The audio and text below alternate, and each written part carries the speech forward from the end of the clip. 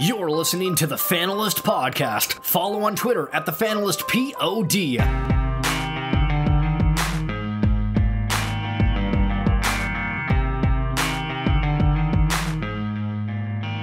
I might sound a little disappointed, and it's because I am. We had a few great Game 7 matchups. Stars, Blues, Sharks, Preds, and I was really expecting a lot more than we got out of those. But I'm going to try and raise my hopes up a little bit for this. Sharks, Blues, Western Conference Final, Tyson. How do you think this is going to go? Maybe not the two teams people had heading into the playoffs, but definitely the two that have played the best throughout. Yeah, I agree. I think both teams should have beat their respective opponents in less than 7 games. Both teams have had their disappointments in playoffs before. St. Louis having to exit the playoffs early due to the Chicago Blackhawks, really, and the Sharks as well, making it to the conference finals a few years ago and not getting any further. So the fact that these two have gone to the Game 7s, regardless of whether they should or not, is going to be very interesting because they've both been through wars and they both convincingly have won at the end. Looking at last night's game for the Sharks, they kind of got a free ticket here. Thought they would have to fight a lot more against Pekka Rinne to get into this game. But I mean, you know, Rinne was hung out to dry by his players the entire game. Almost, I think every goal was off some sort of turnover or giveaway in the middle of the ice. Like, everything was just ridiculous, or it was like somebody wide open in front and the defenseman didn't cover them. It was a horrible way for the Predators' season to come to an end after them, you know, finally getting a good team around Rinne. So that was really disappointing. But as we look towards Sharks and Blues and their matchup, the Sharks, I feel like, have an advantage in terms of having veteran presence, where the Blues have a benefit in Tarasenko being a beast. Feel like that's where we have to look at when we try and handicap this type of series, because otherwise it's Martin Jones versus Brian Elliott in net. And I would give the slight edge to Brian Elliott. I would too. But there's nobody here that I'm not really worried about somebody stealing any games. I'm surprised how few elite goaltenders have made it to the conference finals. Well, that's just the thing. These are like the gritty goaltenders almost, the guys who have had their grind in their career pretty much to get to this point. And I don't think Jones has had the same grind as Brian Elliott. Brian Elliott has been through the works in terms of his NHL career. And I have a feeling that the way he's played is going to come out in this series. He seems more consistent than Jones does. I feel like if there's going to be a factor that it comes down to, it's going to be goaltending. And I just think that the Blues have the edge in that. Both teams are deep in the lineup. They're hard-hitting teams.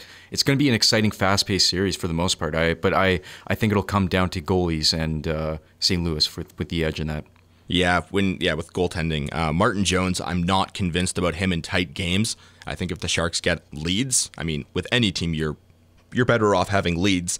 But I feel like for the Sharks, if you're getting to overtime against the Blues, which they don't mind, you know, having a 2-2 game, I don't have as much confidence in Martin Jones playing some lockup goaltending for 20 to 40 minutes, where Brian Elliott, you know, that's where my faith is at.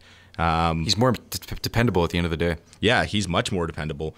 And with the Blues offense, you know, their depth isn't enough to defeat the Sharks alone on offense. I mean, the Sharks don't have a terrific third line themselves, but when you look at defense, you know, the Sharks are they're all right all the way through. The Blues are all right all the way through.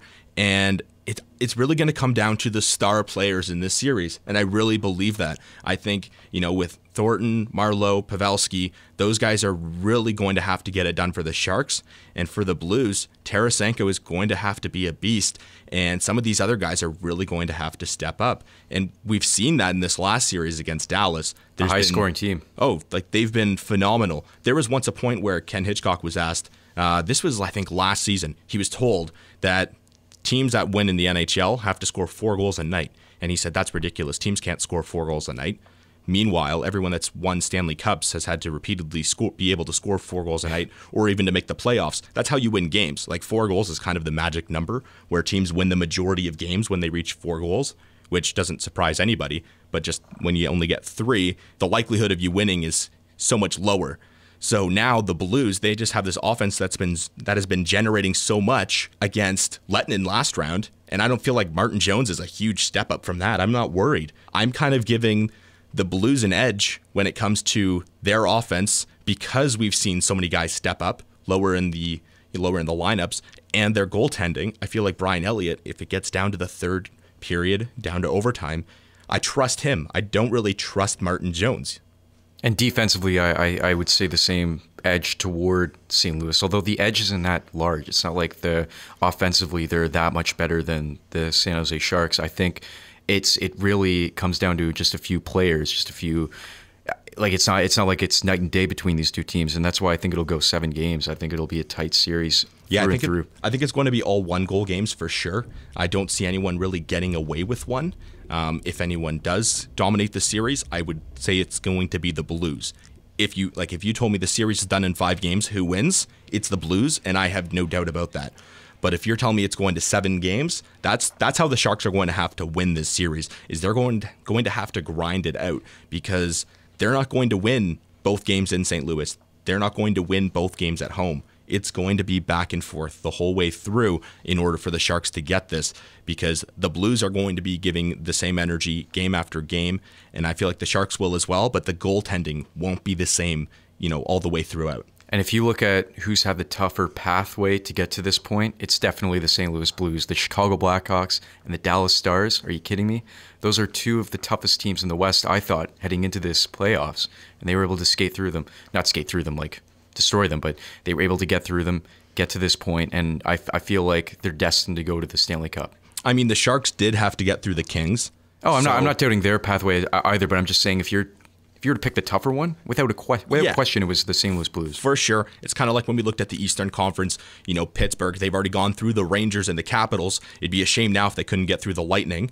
But yeah, with Sharks and Blues, I'm giving it to the Blues in 6 games. Where do you have this one? I say 7. I say I wouldn't be surprised if it was 6. And I wouldn't be surprised if San Jose wins in 7 either, but I have the Blues in 7 games. Okay, well, either way, it should be a very entertaining series all the way throughout. And we want to hear from you. Who do you think is going to win this series? Let us know in the comment section below on SoundCloud and on Facebook. Give us some likes if you enjoyed this podcast, and maybe give us a share or something on Facebook. Make sure to follow our page. Make sure to follow us on Twitter. And thanks for listening to the Fanalist Podcast.